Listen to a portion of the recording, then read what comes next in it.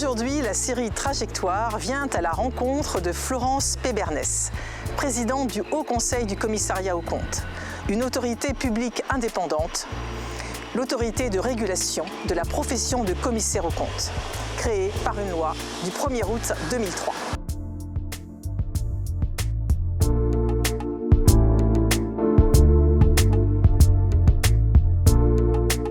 Pourriez-vous présenter, donc ce sera ma première question, aux étudiants, aux professionnels et aux universitaires qui nous écoutent, eh bien, ce qu'est le Haut Conseil du Commissariat aux comptes, ses fonctions, ses attributions?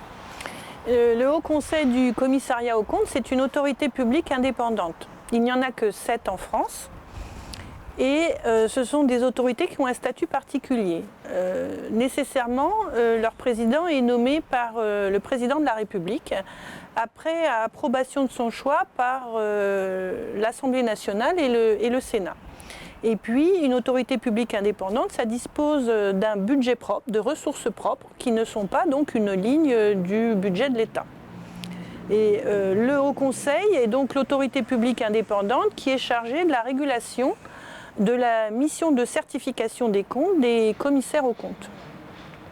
Auparavant, il y a 20 ans, puisque cette institution a été créée par la loi de sécurité publique d'août 2003, auparavant la profession était régulée par elle-même.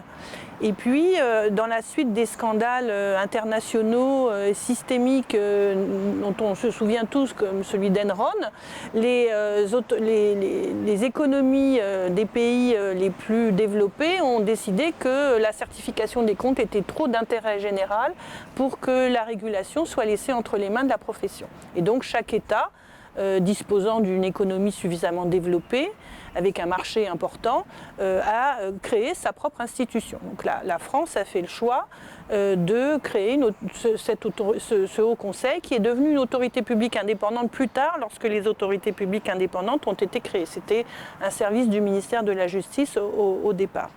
C'était sous l'autorité du ministre Dominique Perben, qui était garde des Sceaux à cette époque-là, et le directeur des affaires civiles et du Sceau était Marc Guillaume.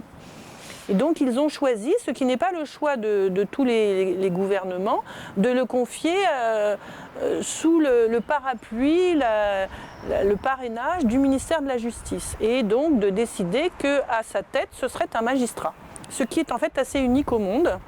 Les autres États ayant plutôt choisi de relier leur institution au ministère des Finances. Donc voilà, en 2003, on crée le Haut Conseil.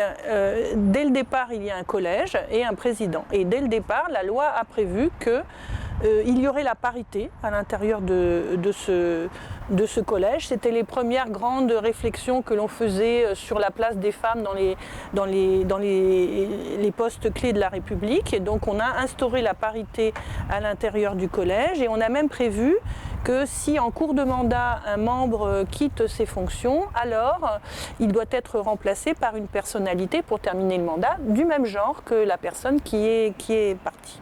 Voilà.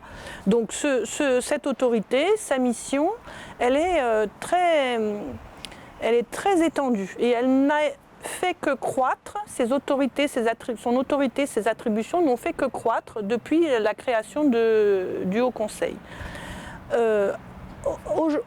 Aujourd'hui, il dispose à la fois de la mission de normalisation de la profession de commissaire aux comptes, puisque, comme vous le savez, cette profession doit s'exercer selon des normes d'exercice professionnel qui sont incluses dans le Code de commerce et que le Haut Conseil a préparé de façon paritaire avec la profession des commissaires aux comptes pour rédiger donc ces normes et enfin les proposer à l'homologation du garde des Sceaux pour qu'elles soient publiées au journal officiel et deviennent des articles impératifs que les commissaires aux comptes doivent respecter lorsqu'ils effectuent leur mission. Donc première mission, la normalisation. Deuxième mission, le contrôle qualité. Donc effectivement, tous les 3 ans pour les commissaires aux comptes qui certifient les comptes des sociétés cotées, ou tous les 6 ans pour les commissaires aux comptes qui certifient des comptes de sociétés non cotées, les collaborateurs du Haut Conseil se déplacent dans ces cabinets pour effectuer le contrôle qualité de ce qui a été des travaux de certification qu'ont fait les commissaires aux comptes. Donc ça consiste à s'assurer du respect des règles de déontologie qui s'attachent à la profession, puisqu'elles ont un code de déontologie, et les principales obligations de la profession, c'est bien sûr l'indépendance par rapport aux clients, la compétence, le respect de la loyauté, des règles de confraternité, ce que l'on voit habituellement dans des règles, dans des codes de déontologie. Et puis les contrôleurs, qui sont essentiellement d'ailleurs des commissaires aux comptes qui ont été omis de la liste, se font ouvrir les dossiers d'audit de leurs confrères qui sont contrôlés et regardent avec eux s'ils ont correctement fait leur mission. Parce que le commissaire aux comptes a l'obligation de documenter tous les travaux qu'il effectue. Le contrôle des stocks, la vérification du chiffre d'affaires, la correcte présentation des comptes compte tenu des normes comptables, tout ça est vérifié par le commissaire aux comptes, mais fait l'objet d'une documentation. S'il ne le documente pas, nous considérons qu'il ne l'a pas effectué.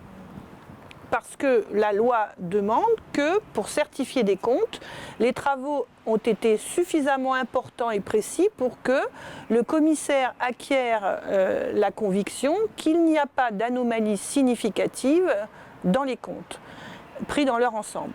Et donc, il y a peut-être des ajustements à faire, mais pas au point de modifier l'image fidèle que les comptes doivent donner de l'entreprise, puisqu'il s'agit pour le lecteur des comptes, que ce soit un associé minoritaire, un banquier, un fournisseur, un client ou des investisseurs, d'avoir une image exacte de la valeur de l'entreprise, de sa rentabilité ou pas, des risques qu'elle présente, des perspectives d'avenir qu'elle peut avoir. Donc, c'est en cela que les travaux de certification sont véritablement majeurs pour l'économie, de manière à ce qu'on puisse avoir confiance dans l'économie d'un pays, confiance dans les comptes que l'on lit lorsqu'on se destine à devenir actionnaire d'une entreprise ou passer un grand contrat avec elle ou lui prêter des fonds.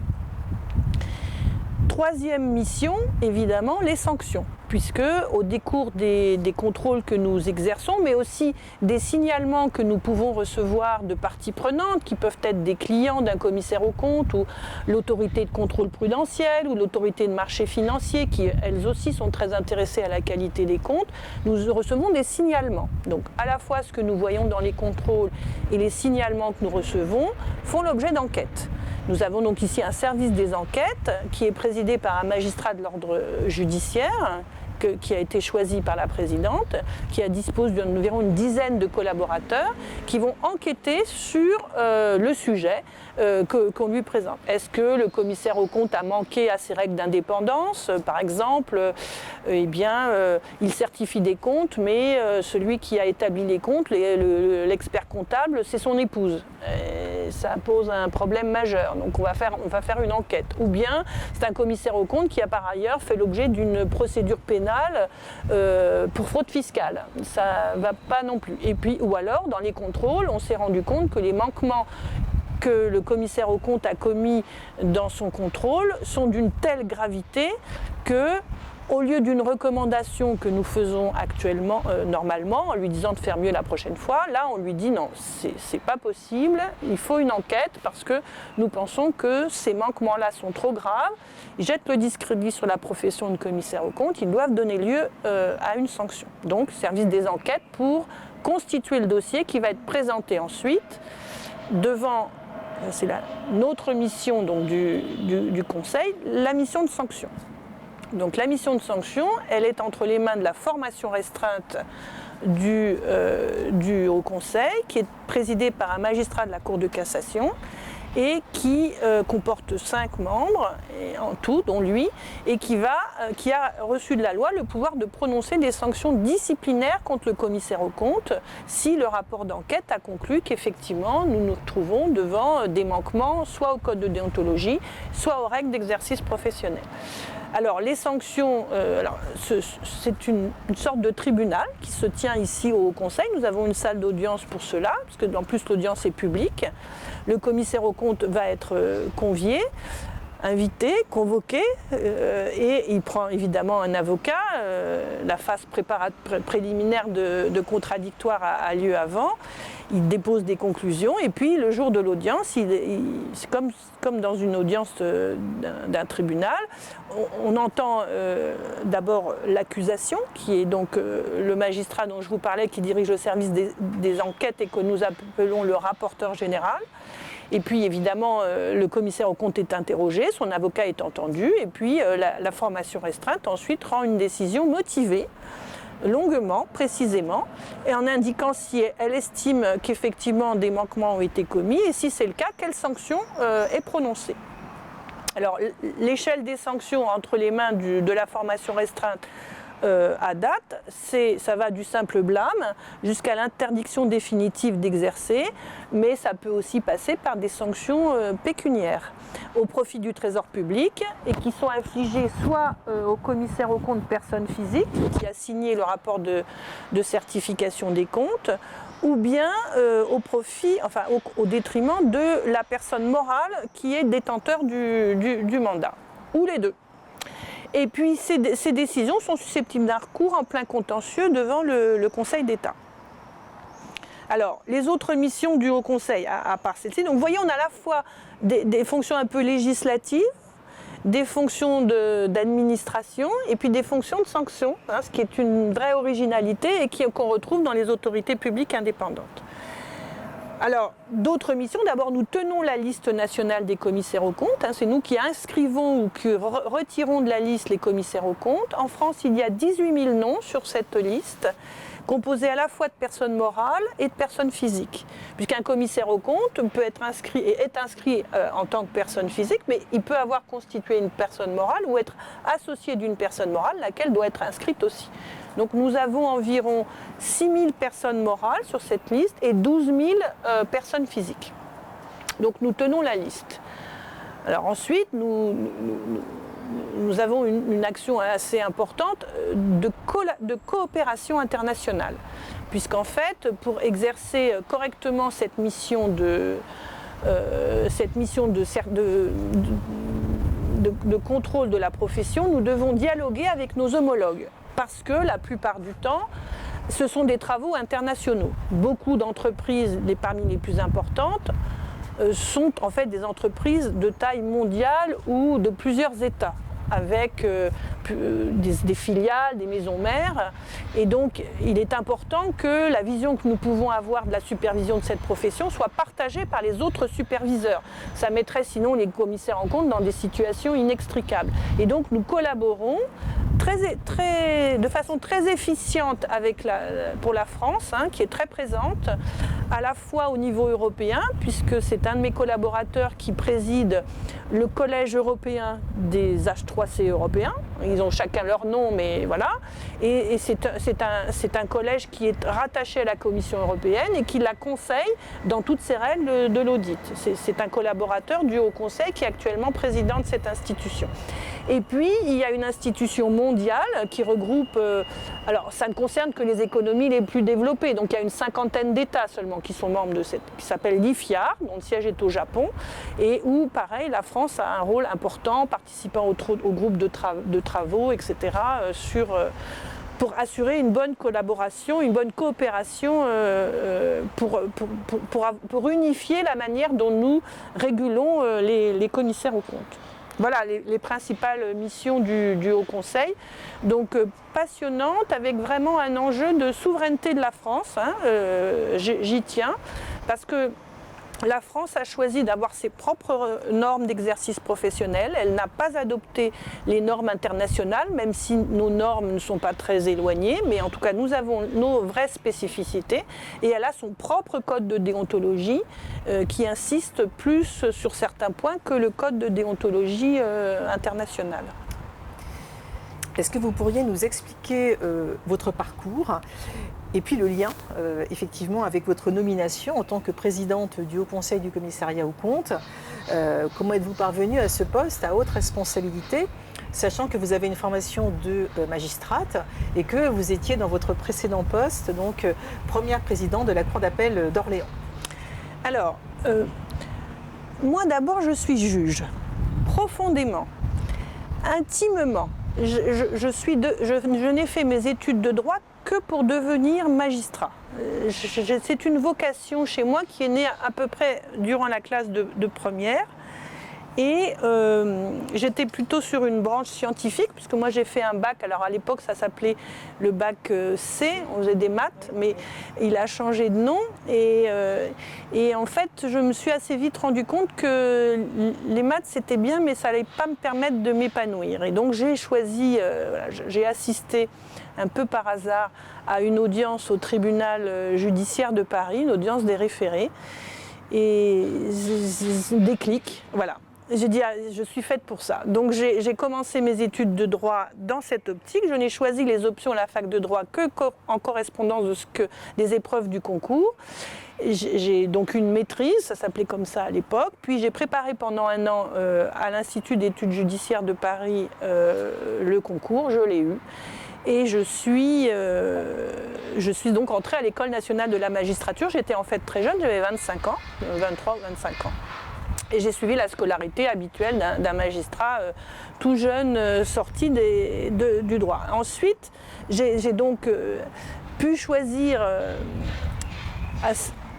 j'ai eu le choix, j'étais plutôt en haut du classement du premier poste et j'étais indépendante, vraiment. Et donc j'ai choisi un tribunal d'instance où j'étais toute seule, celui de Chinon, donc tout près dans la cour d'appel d'Orléans. Et c'est là que j'ai commencé mon premier poste, donc loin de la cour d'appel, loin du tribunal judiciaire de Tours, à la tête de mon petit greffe de 5 personnes dans la commune de Chinon. Depuis, le tribunal a été supprimé par la réforme de Madame Dati. Bien. Et puis j'ai continué ma carrière de magistrat. Donc moi je ne suis pas du tout une magistrat sédentaire. Hein. J'ai beaucoup voyagé en métropole en étant magistrat. C'était mon souhait. Hein. En fait, quand vous changez de région, même si c'est même le code de procédure civile, même code de procédure pénale, ne sont pas les mêmes gens. Et donc la justice est en fait vraiment différente. Et donc après Chinon, j'ai travaillé au tribunal d'instance de Neuilly. C'était M. Sarkozy qui en était le maire. C'était du temps de Human Bomb, c'est les 30 ans là, de cet événement. J'étais juge à cette époque-là à Neuilly. Puis j'ai rejoint le tribunal de grande instance, on appelait ça comme ça à l'époque, de Versailles, à la première chambre. J'étais plutôt civiliste. Hein. J'aimais les litiges délicats en droit, complexes à qualifier, les raisonnements délicats à présenter, voilà. Et puis ensuite, je suis allée à Beauvais comme vice-présidente. Là, j'ai pris une chambre de la famille et j'ai essayé de beaucoup travailler avec les notaires sur la liquidation des régimes matrimoniaux, voilà.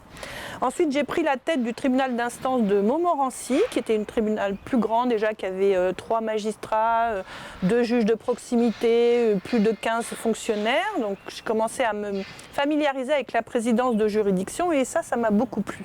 Donc, j'ai ensuite plus jamais quitté la présidence de juridiction. En quittant Montmorency, j'ai été nommée par le Conseil supérieur de la magistrature présidente du tribunal de Rodez. Vous voyez, la sociologie très très différente. Et puis ensuite, après Rodez, j'ai été nommée à Valenciennes.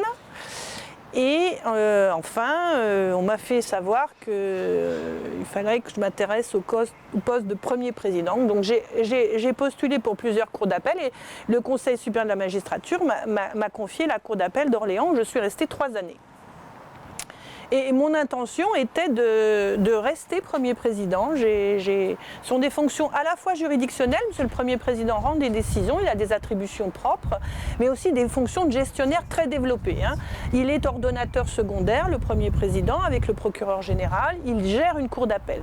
Ses fonctionnaires, ses projets immobiliers, ses projets informatiques. Il a un service administratif pour ça. Il gère vraiment, avec ce service administratif, ses marchés publics, ses projets, etc. Je me suis beaucoup plu dans ces fonctions. Et je me destinais à demander au Conseil supérieur de la magistrature un poste sur une cour d'appel plus importante. Celle de Toulouse m'aurait bien plu. Voilà.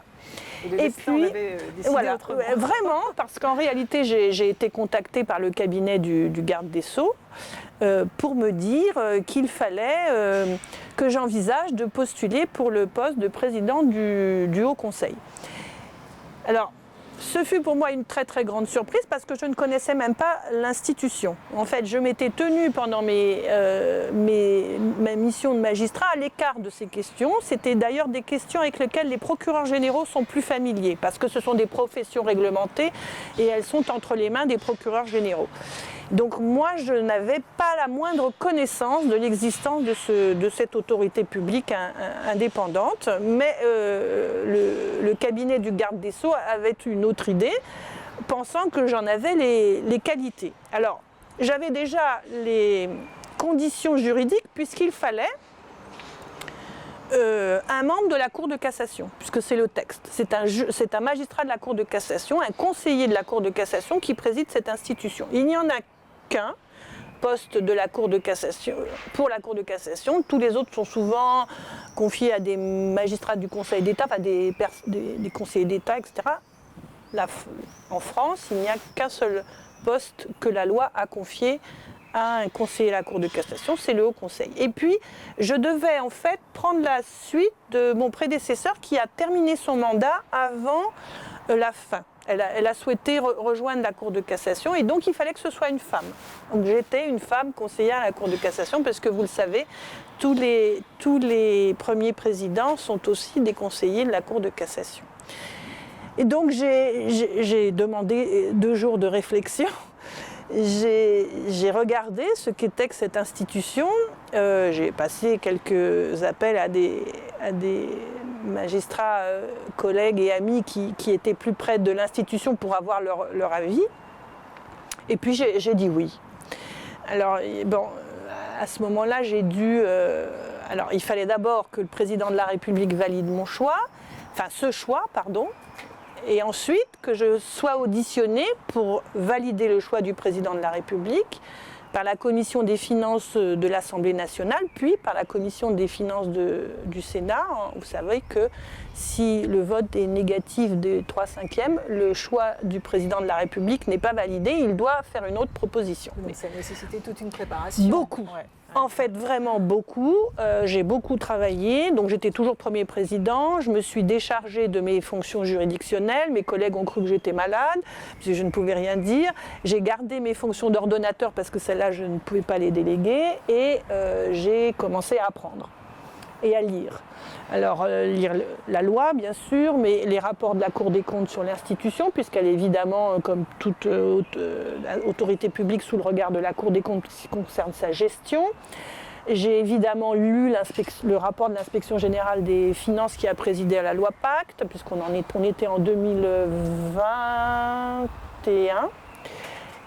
Ensuite, j'ai évidemment eu le soutien de la direction des affaires civiles et du Sceau qui m'a fait des fiches ministres, ça s'appelle comme ça, sur tous les sujets. Je sais que les services du Haut Conseil ont été d'ailleurs sollicités pour alimenter ces fiches. Et puis j'ai passé mes auditions. Et puis j'ai pas eu aucun vote négatif.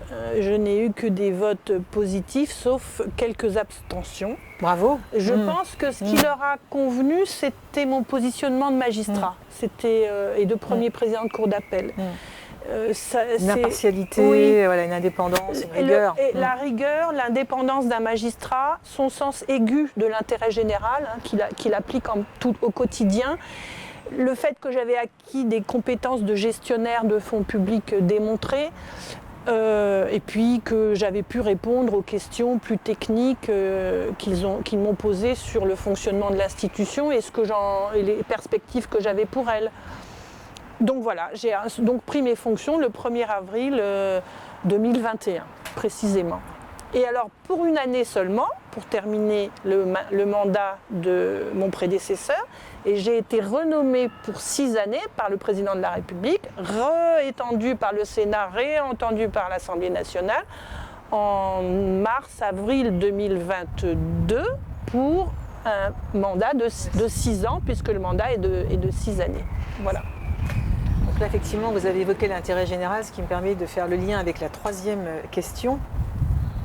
Quelles sont plus précisément vos missions et quel est le sens que celles-ci représentent pour vous au sein du H3C, sachant que j'imagine que cette préservation de l'intérêt général est évidemment importante pour vous, ainsi que la qualité des comptes des entreprises, c'est au centre de vos préoccupations. Donc, est-ce que vous pourriez nous en dire plus peut-être sur ce point, donc vos missions et le sens que celles-ci représentent pour vous? Alors, je suis donc présidente du collège. En fait, mon rôle, il est plus politique au sens noble du terme, à la tête de cette institution. Il y a ici un directeur général qui est aussi le directeur des contrôles, qui est le technicien, qui est un ancien auditeur, qui a travaillé en cabinet d'audit pour certifier des comptes, puis qui a travaillé à l'autorité des marchés financiers et qui est le spécialiste technicien et qui diffuse sa science et sa vision de la qualité de l'audit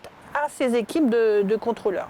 Moi, j'ai le rôle plus politique de présider le collège. Et le collège, il n'est pas du tout composé de commissaires aux comptes, loin s'en faut. Justement, puisque nous ne voulions plus que cette profession soit régulée par elle-même. Il n'y a donc que 2 membres du collège qui sont des commissaires aux comptes, et encore ont-ils nécessairement cessé d'exercer depuis au moins 3 ans pour avoir le droit de siéger au collège. Le reste, ce sont des entreprises, des banques, des spécialistes de la comptabilité publique ou nationale et internationale ou privée. C'est l'ACPR qui siège, c'est l'autorité des marchés financiers, c'est le Trésor, il y a un représentant du Trésor, la Cour des comptes. Donc vous voyez, ce sont toutes les parties prenantes des commissaires aux comptes qui président à la surveillance de la profession. Qu'est-ce que nous, parties prenantes, nous avons à attendre d'un commissaire aux comptes? Ce n'est plus les commissaires aux comptes qui vont dire « Bon, ben moi j'ai l'intention de faire mon travail comme ça, j'en ai parlé entre confrères et c'est bien qu'on le fasse comme ça ». C'est non. C'est nous, parties prenantes, entreprises, Trésor, Cour des comptes, nous allons dire à la profession comment elle doit s'y prendre pour que nous ayons confiance dans son travail. Donc un regard vraiment ample. Voilà. Alors ma mission, c'est évidemment d'être très en relation avec les 2 ministères les plus proches du Haut Conseil, qui sont donc le ministère de la Justice, comme je vous l'ai dit, la Direction des Affaires civiles et du Sceau, et le Trésor, mais c'est aussi d'entendre les entreprises. Elles s'expriment d'ailleurs. Il m'est même arrivé de consacrer une séance du collège à l'expression des entreprises. Qu'est-ce que nous attendons, qu'est-ce que nous voulons, qu'est-ce qui nous inquiète, etc. Qu'est-ce qui est compliqué pour nous, voilà. Et puis, évidemment, la Cour des comptes a une voix très importante parce qu'elle certifie les comptes de l'État. Donc, cette mission de certification, elle l'a aussi. Et puis voilà, l'autorité des marchés financiers nous informe des inquiétudes qu'elle peut avoir sous telle ou telle société cotée, etc. Vous voyez ?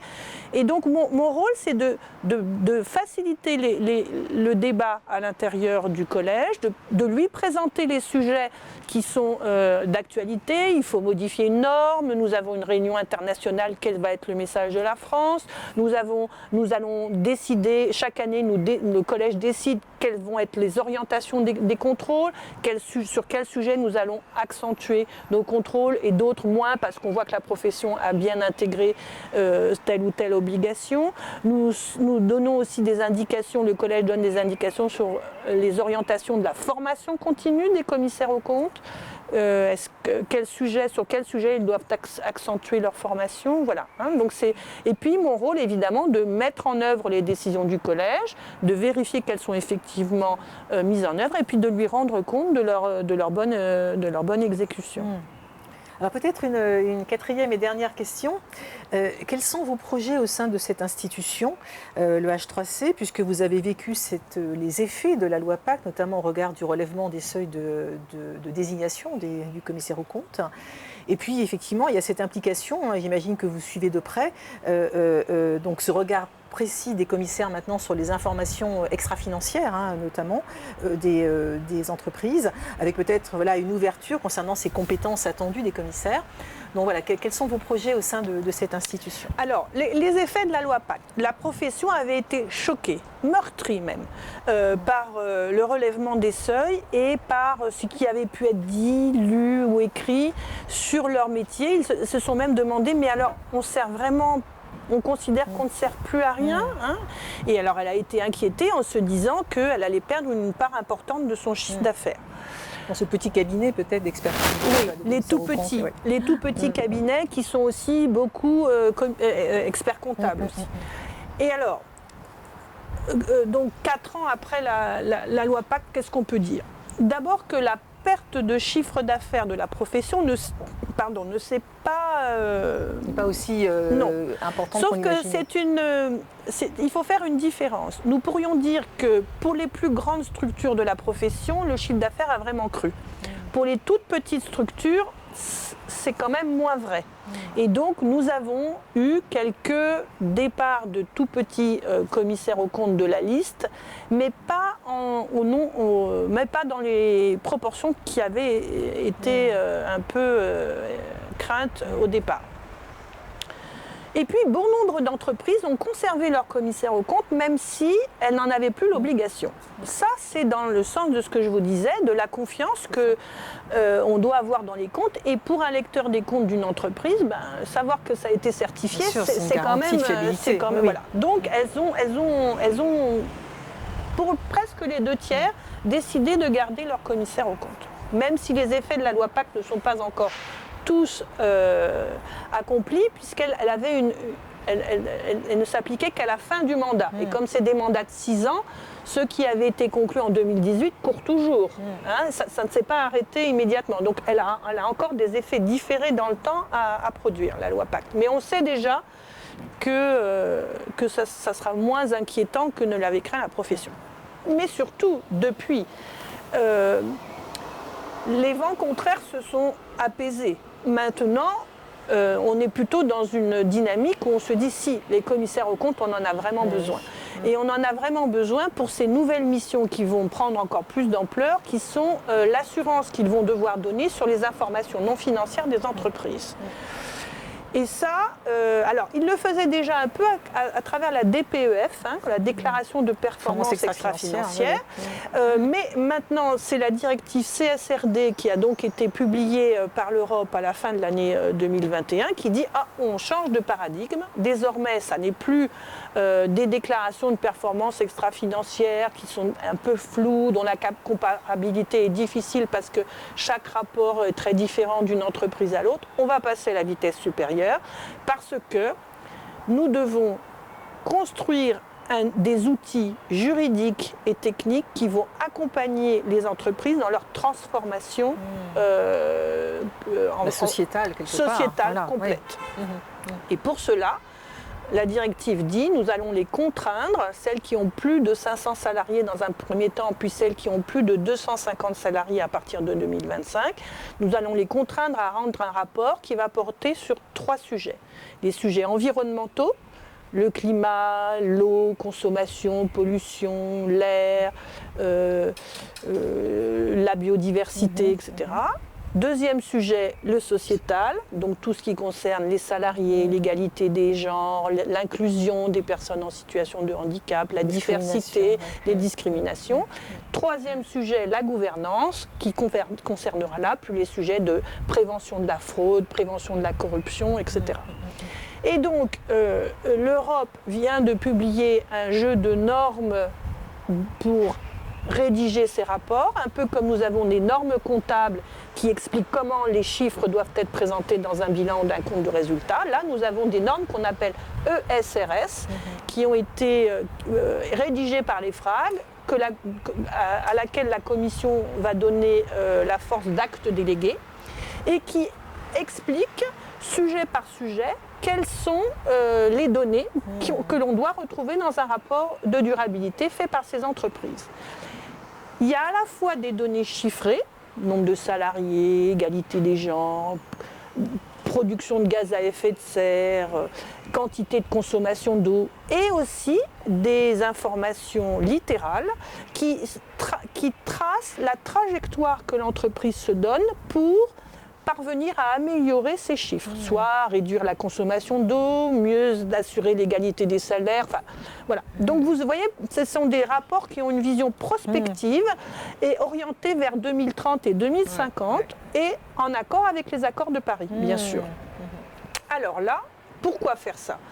Pour contraindre les entreprises à s'expliquer sur ces perspectives qu'elles se donnent, dans un rapport unifié qui concerne toutes les entreprises européennes et qui permettra une comparabilité de ces données, puisqu'elles seront sous format électronique dans une plateforme dédiée dans laquelle tous ces rapports seront déposés et à la disposition des investisseurs, des banquiers, des actionnaires, etc. Des organisations non gouvernementales, des syndicats, de tout ce que vous voulez, de tous ceux qui iront chercher ces informations, pourront les comparer et se déterminer. Est-ce que je vais effectivement orienter mes investissements sur telle entreprise? Oui, j'ai lu son rapport, effectivement, elle est en train de transformer sa consommation d'électricité, enfin voilà, vous voyez?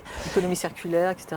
Tout ça, tous ces sujets-là. Et l'idée, c'est de contraindre ou d'accompagner les entreprises dans cette transformation que la société souhaite.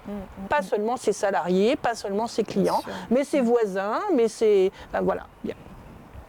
Et la mission qui va être donc confiée au commissaire aux comptes, c'est de donner une assurance limitée dans un premier temps, raisonnable dans un second, qu'il n'y a pas d'anomalie monstrueuse dans ces rapports, qu'ils ont été effectivement rédigés comme les normes ESRS l'exigent, que toutes les données qui sont demandées y sont, et que ces données ne sont pas complètement éloignées de la vérité. Ce qui suppose que des commissaires peut-être suivront une formation spécifique aussi pour donner cette assurance. Elle est en train d'être construite principalement par la Compagnie nationale des commissaires aux comptes. On est en train aussi de changer le diplôme des futurs commissaires aux comptes pour qu'ils aient plusieurs mois, 8 mois de formation sur ces sujets-là. Mais la France a aussi choisi de ne pas confier cette mission au seul commissaire aux comptes. Elle va prendre l'option offerte par la directive de la confier au PSAI, prestataire de services d'assurance indépendant, en disant ceux qui auront été accrédités par le COFRAC pour cela pourront aussi donner cette assurance. Et alors là, nous avons compris que ce seraient des sociétés qui sont actuellement réunies dans une fédération qu'on appelle Filiance et qui sont les sociétés comme Caliconsult, l'APAV, le Bureau Veritas, AFNOR, vous voyez, c'est ça, qui pourront elles aussi être choisies par les entreprises à la place d'un commissaire aux comptes pour certifier ces rapports de durabilité. Dans cette hypothèse, nous aurions au sein d'une entreprise un commissaire aux comptes qui certifie les états financiers et un PSAI qui donne une assurance sur les rapports de durabilité au choix de l'entreprise. Voilà, avec l'idée que, bien sûr, il faudra connecter ces deux rapports et qu'on puisse trouver dans les états financiers la traduction de ce qu'il peut y avoir dans les rapports de durabilité, notamment en termes de dépréciation d'actifs ou de provisions, parce que des investissements sont envisagés sur telle ou telle usine, tel ou tel mode de production, etc. Et que les investisseurs puissent retrouver dans les états financiers les informations dont ils ont besoin et dont ils se plaignent actuellement qu'elles ne sont pas assez précises pour mieux orienter les investissements en matière de transformation des entreprises. Merci Florence Pébernès pour cet entretien passionnant, instructif. Merci à vous. Merci beaucoup.